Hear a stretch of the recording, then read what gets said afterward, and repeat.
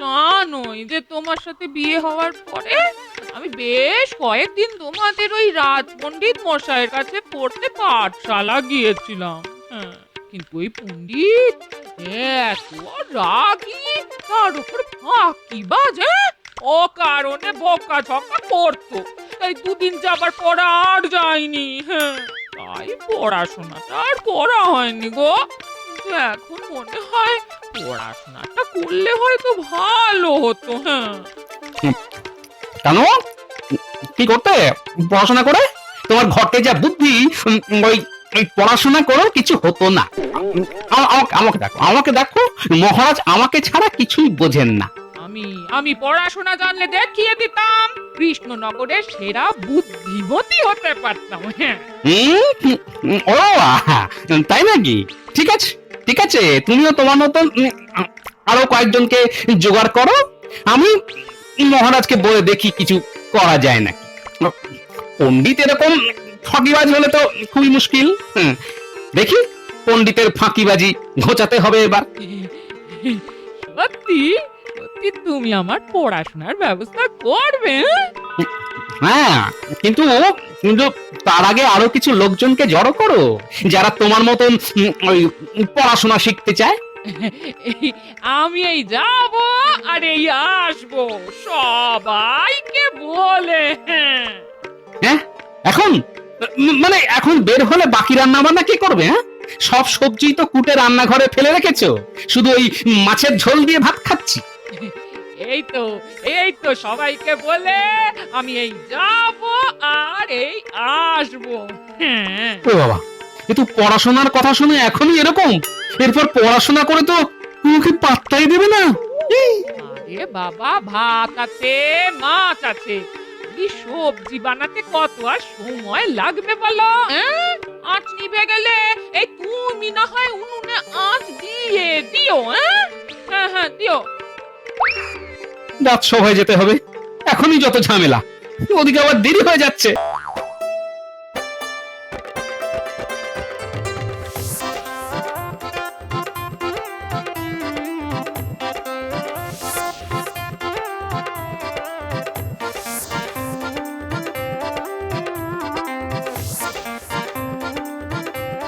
গোপাল দাদা, আমরা সবাই পড়াশোনা করতে চাই, নইলে সবাই আমাদের পথে ঘাটে ঠকিয়ে দেবে। দেখো গোপাল দাদা, আমি এতদিন দোকান চালাচ্ছি, কে কখন আমাকে ঠকিয়ে আমার কাছ থেকে মিষ্টি নিয়ে চলে যাবে বুঝতেও পারবো না। তাই তাই আমিও পাঠশালায় পড়তে চাই। গোপাল দাদা, আমি তো অন্যের জমিতে চাষ করি, মালিক কখন আমাকে হিসেবে কম পয়সা দেয়, কখনো বেশি দেয়, বুঝতেই পারি না। আমি পড়তে চাই। বাহ, তুমি তো বেশ করিতকর্মা দেখছি, অনেককেই তো জোগাড় করে ফেলেছো। না তো কি, তোমার সাথে থেকে থেকে সঙ্গ দোষে আমি অনেক কিছুই শিখেছি। হ্যাঁ, এবারে পড়াশোনাটা করে আরো শিখবো।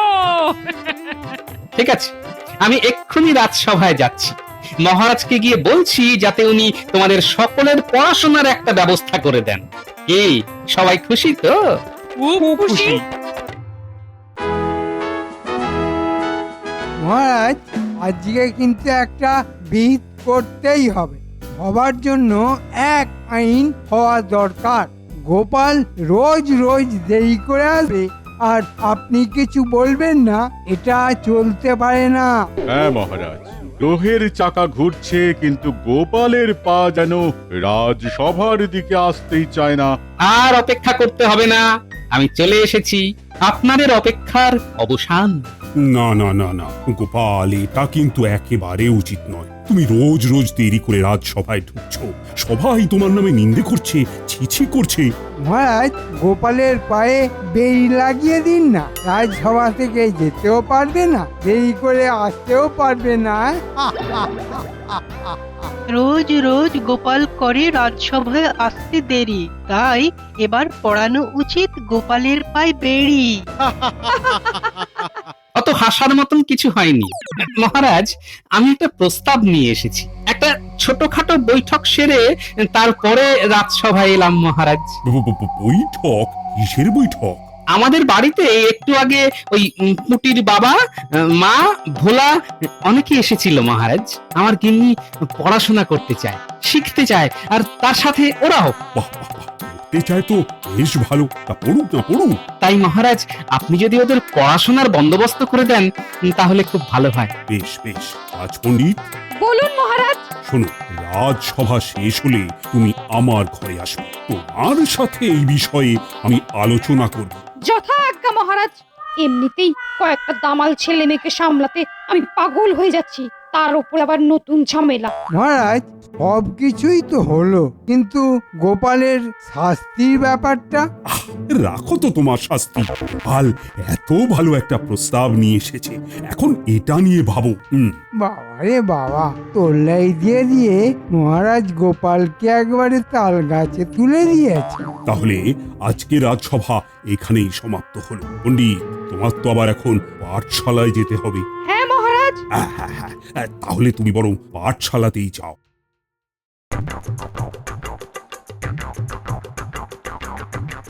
গিন্নি, ও গিন্নি, আরে কোথায় গেলে গো? কি হয়েছে? কি চেঁচিয়ে বাড়ি মাথায় তুলছো কেন? আর কোনো চিন্তা নেই গিন্নি, মহারাজ রাজি হয়ে গেছেন। আজকেই পণ্ডিত মশাইকে ডেকে পাঠাচ্ছেন রাজবাড়িতে। তারপর তোমাদের সকলের পড়াশোনার ব্যাপারটা নিয়ে পাকা কথা হয়ে যাবে। বাহ, বেশ বেশ। বুঝলে গিন্নি, বেশ গরম পড়েছে। এইটুকু রাস্তা আসতেই টাকটা একেবারে ফেটে যাওয়ার জোগাড়। ঠিক আছে, তাহলে আর কাজ করো দেখি। বাজার থেকে খুব করে গোটা চারে পাতিলে বুনিয়ে এসো, এই তোমার জন্য শরবত করে দেবো। না না না না না, এই তো রোদ থেকে এলাম, আবার রোদের মধ্যে বাজারে যেতে পারবো না গিন্নি। তোমার ওই সাধের ছাতাটা নিয়ে যাও। ছাতা কিসের জন্য আছে? বিশ্রাম করার জন্য। উফ, বাপরে বাপ, তোমার সাথে কথাই আমি পারবো না। যাচ্ছি যাচ্ছি।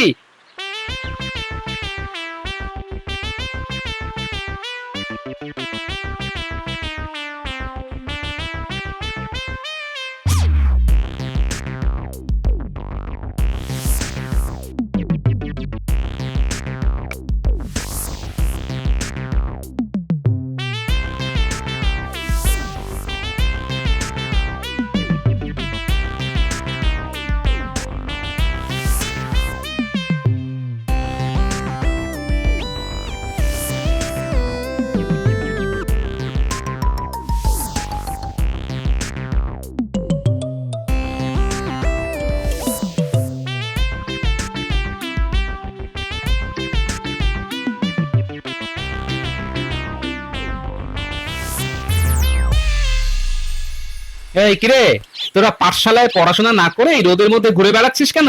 আমরা পড়াশোনা করেই ফিরছি দাদু, আমাদের পণ্ডিত মশাই ছুটি দিয়ে দিল। হ্যাঁ, বলিস কি রে, এত তাড়াতাড়ি ছুটি? মিথ্যে কথা বলছিস না তো?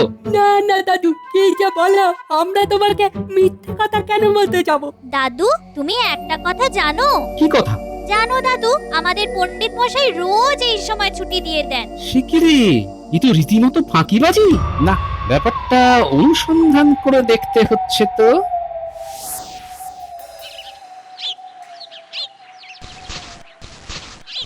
গিন্নি, গিন্নি, এত চেঁচাচ্ছ কেন? পুরো কৃষ্ণনগরে সবাই তোমার হাঁক ডাক শুনতে পাবে। এই নাও বাজারের থলেটা ধরো, আর যা খবর নিয়ে এসেছি না। কি খবর গো? বলো বলো বলো, শুনি শুনি। মহারাজ রাজি হয়েছেন, পণ্ডিত মশাইয়ের সাথে আলোচনা করবেন তোমাদের পড়াশোনা করার ব্যাপারটা নিয়ে। ও, কি মজা! এরপর তাহলে আমাকেও কেউ আর ঠকাতে পারবে না। আমিও লেখাপড়া করে তোমাদের মতো বুদ্ধিমান হব। হুম, ওটা বুদ্ধিমতী হবে। ও ও, যাই হোক, হব তো। ঠিক আছে, তাড়াতাড়ি খেতে দাও তো, আমাকে একটা ব্যাপার খেয়াল রাখতে হবে, বুঝলে? কি ব্যাপার? দেখো, একটা সময় তুমি এই পণ্ডিতের রাগ আর ফাঁকিবাজির জন্য পড়াশোনা করতে পারোনি। এখন যেন তোমাদের পড়াশোনায় কোনো ঘাটতি না হয়, সেটা দেখতে হবে তো। ও, তাই বলো? ও গিন্নি, খুব খিদে পেয়ে গেছে গো, এখন একটু খেতে দাও দেখি। ও হ্যাঁ হ্যাঁ হ্যাঁ, দিচ্ছি দিচ্ছি দিচ্ছি। হ্যাঁ হ্যাঁ, বসো বসো, আমি দিচ্ছি।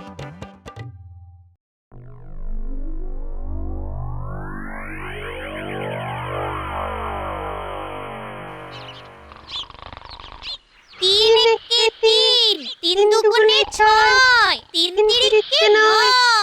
ভাই অনেক পড়াশোনা হয়েছে। আমরা রোজ তোতা পাখির মতো অকারণে বকে যাই, আর পণ্ডিত মশাই তো ঘুমিয়ে থাকেন। ঠিক বলেছিস। আরে ঠিক আছে, চল তাহলে আমরা বাইরে গিয়ে খেলি। না না, পণ্ডিত মশাই জেগে গেলে মুশকিল হবে, তার চেয়ে বরং এখানেই গুনগুন কর। হ্যাঁ ঠিক বলেছিস। আমি যদি মহারাজকে এই কথাগুলো বলি তাহলে মহারাজ বিশ্বাস করবেন না, কিন্তু যে করেই হোক মহারাজকে ব্যাপারটা তো দেখাতে হবে। এই ফাঁকিবাজ পণ্ডিতকে জব্দ করতেই হবে, নইলে সবার ভবিষ্যৎ একেবারে অন্ধকার হয়ে যাবে।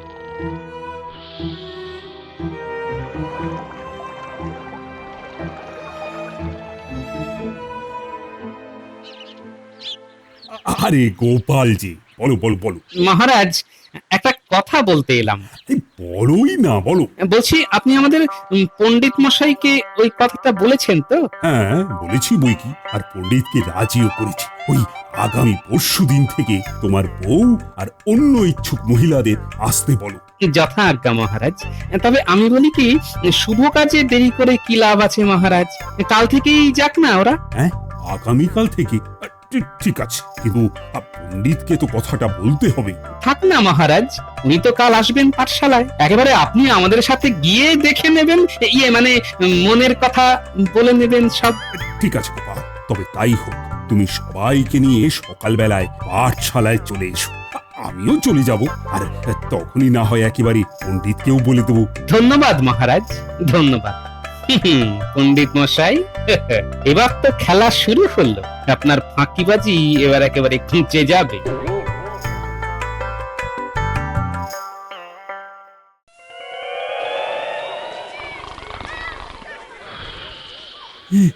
কি পাঠশালার একই দশা, বাচ্চারা তো যে যার মতন খেলছে। মহারাজ, পণ্ডিত মশাইয়ের অলসতায় পাঠশালা এখন পাঠ খেলা হয়ে গেছে। বটে, আমি খেলা ঘোচাচ্ছি। পণ্ডিত, পণ্ডিত, ওঠো ওঠো বলছি। গো, এই দিনে পণ্ডিত মশাই কেমন নাক ডাকছে? বাবা গো বাবা! মহারাজ, পণ্ডিত মশাইকে ডাকার ব্যবস্থা আমরা করছি। হ্যাঁ তাই কর, আমিও কিছু সাহায্য করছি। এবার পণ্ডিত বুঝবে খেলা।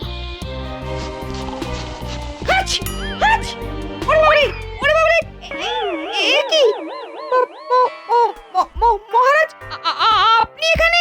হ্যাঁ আমি।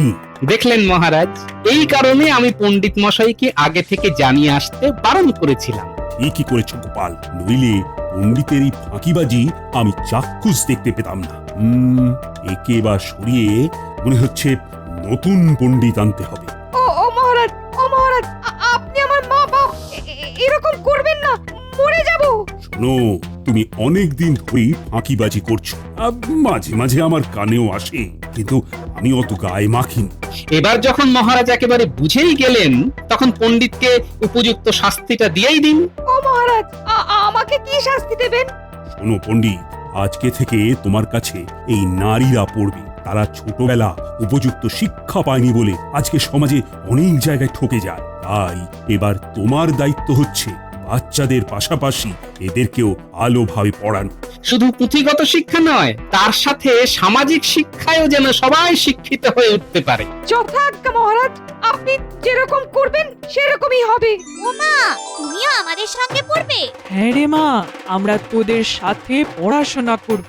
তুমিও আমাদের সাথে পড়বে দিদা? হ্যাঁ, আমিও পড়বো। হ্যাঁ, তারপরে সবার মধ্যে প্রতিযোগিতা হবে। হ্যাঁ, তবে প্রতিযোগিতা নয়, মূল্যায়ন। শোনো পণ্ডিত, বলুন মহারাজ। আমি 1 মাস পরে তোমার বিদ্যার্থীদের একটা পরীক্ষা নেব। কেউ যদি কিচ্ছু না বলতে পারে তাহলে সেদিনই তোমার শেষ দিন। পড়াশোনা শেখানোর নামে আমি তোমার ঘুচিয়ে দেব। আর তোমরাও সবাই শোনো, ওই মূল্যায়নে যে প্রথম হবে তাকে আমি কৃষ্ণনগরের সেরা বিদ্যার্থী পুরস্কারে ভূষিত করব, আর সাথে উপহার হিসেবে পাবে 200 মোহর। যথাজ্ঞা মহারাজ। তাহলে তোমরা পড়াশোনা শুরু করে দাও, আর আমরা এগোই। হ্যাঁ মহারাজ, চলুন।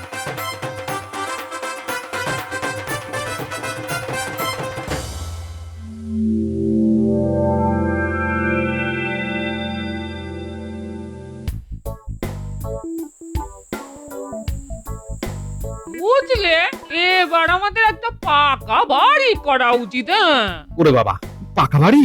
সে তো অনেক খরচ গো গিন্নি।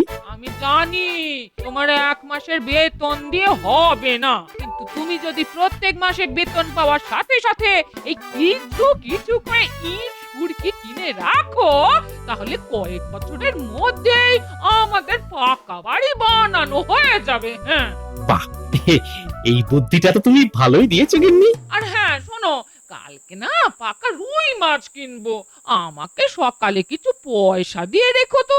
না না, আমি বাজার থেকে এনে দেবো, তোমাকে ওই মাছওয়ালা ঠকিয়ে দেবে, বুঝলে?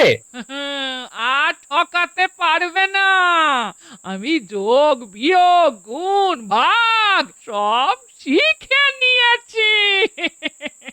শুধু এইটুকু জানলে তো হবে না গিন্নি, এর সাথে তোমাকে নামটাও জানতে হবে। ওটাও তো শিখেছি, 1 থেকে 10 অব্দি একদম ঝরঝরে মুখস্থ। কালকে আমি না এই 11 থেকে 20 মুখস্থ করবো। হ্যাঁ, আচ্ছা ঠিক আছে, বলো তো 7 9 কত হয়? এই 7 9 63, 8 9 72, 9 9 81, 9 10 90। বাবা, আমি আর আগের মতো বোকা নেই। হ্যাঁ। এই শোনো শোনো, সকালে যেন না চাইতে এই পয়সাটা আমার হাতে এসে যায়। হ্যাঁ, গিন্নি, তোমার এই উন্নতি দেখে এত খুশি হয়েছি না যে কি বলবো। তোমাকে তোমাকে আরো বেশি করে ভালোবাসতে ইচ্ছে করছে গিন্নি। ও মা গো, বুড়ো বয়সে ভীম রতি। হ্যাঁ, এই যাও তো যাও। যা হয়ে গেল।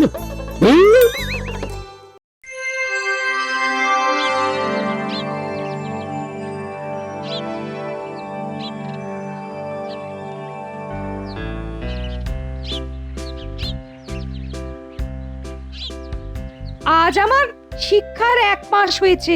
আজকে তাই মহারাজ সকলের একটা মৌখিক পরীক্ষা নেবেন। এবার আমি দেখতে চাই পণ্ডিত তোমাদের মনোযোগ দিয়ে পড়িয়েছে না আগের মতোই ফাঁকিবাজি করেছে। মহারাজ, আমি আমার বিদ্যার্থীদের এমন ভাবে তৈরি করেছি সবাই এখন খুব বুদ্ধিমান ও বুদ্ধিমতী। আপনি পরীক্ষা করে দেখুন। আমাদের এই কৃষ্ণনগরের সবচেয়ে বুদ্ধিমান লোক হলো গোপাল, তাই গোপালই প্রশ্ন করো। আমিও মাঝে মাঝে প্রশ্ন করব। হ্যাঁ, সে কি আমি? হ্যাঁ তুমি। আচ্ছা ঠিক আছে ঠিক আছে। আচ্ছা বলতো গোলটে, একটা গাছের ডালে 2টো পাখি ছিল, আরো 5টা পাখি এসে বসলো, এখন ওই গাছে মোট কটা পাখি আছে? খুব সোজা, 2 যোগ 5, মোট 7টা পাখি আছে। সঠিক উত্তর। আচ্ছা এবার ফোড়া বলো তো, ওই ডালে 7টা পাখির মধ্যে একটা পাখিকে উদ্দেশ্য করে একটা বাঁদর একটা আম ছুঁড়ে মারলে গাছে কটা পাখি থাকবে? খুব সোজা, 6টা পাখি থাকবে। ভুল হয়ে গেল। মহারাজ, আমি বলবো। হ্যাঁ বলো বলো। ওই গাছে একটাও পাখি থাকবে না, কারণ ভয়ে সব পাখি উড়ে যাবে।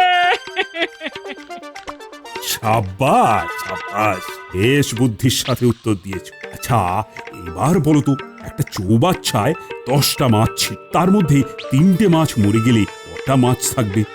এই 10টাই থাকবে, কারণ মরা হলেও মাছ তো। অসাধারণ অসাধারণ। বাহ, ভালো উত্তর দিচ্ছ তো। আর তুই বলতো, সূর্য আর পৃথিবীর মধ্যে কে কার চারদিকে ঘোরে? পৃথিবী সূর্যের চারিদিকে ঘোরে। কোন দিক থেকে কোন দিকে ঘোরে? কোন দিকে ঘোরে তো জানি না। পশ্চিম থেকে পূর্ব দিকে ঘোরে। হ্যাঁ, বাহ বাহ বাহ, চমৎকার চমৎকার, অসাধারণ। বাবা, দিদি তুমি তো সব টপ উত্তর দিচ্ছ। হিংসে করো না, হিংসে করো না, তোমার হিংসে আমার আশীর্বাদ। আচ্ছা হিংসার আরেক মানে তো ঈর্ষা, এই ঈর্ষার বানান বলো তো পুঁটির মা। হস্যই দন্ত স রেফ আকার। হ্যাঁ, আরে না না, ওটা দীর্ঘই আর মূর্ধন্য স রে আকার হবে। হ্যাঁ, একদম ঠিক। গোপাল বউ দুরন্ত জবাব দিচ্ছে। আচ্ছা এবার পুঁটির বাবা বলো তো, জলের অপর নাম কি? জলের অপর নাম জীবন। সঠিক উত্তর।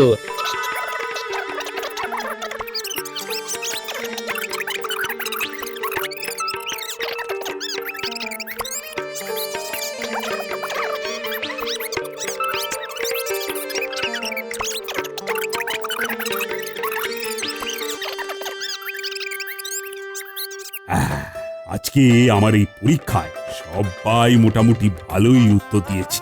এর থেকে প্রমাণিত হচ্ছে আমাদের পণ্ডিত আর আগের মতো ফাঁকিবাজি করেননি।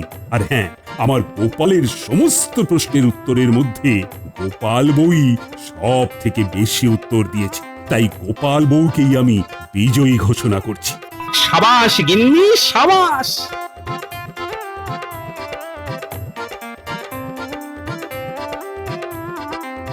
আমি সগৌরবে এই 200 মোহর গোপাল বউয়ের হাতে তুলে দিলাম। গোপাল রাজসভায় উপহার পাচ্ছে আর গোপাল গিন্নি পাঠশালায়। জয় পরাজয় তো থাকবেই। তোমরা সকলে মন দিয়ে পড়াশুনো করে আমাদের রাজ্যকে শিক্ষিত রাজ্য হিসেবে গড়ে তোলো। নিশ্চয়ই মহারাজ। গোপাল বউ অবশেষে সেরা বুদ্ধিমতী কৃষ্ণনগরের। কৃষ্ণনগরের সেরা বুদ্ধিমান ও সেরা বুদ্ধিমতী এখন একবারই থেকেই বিরাজ করবে।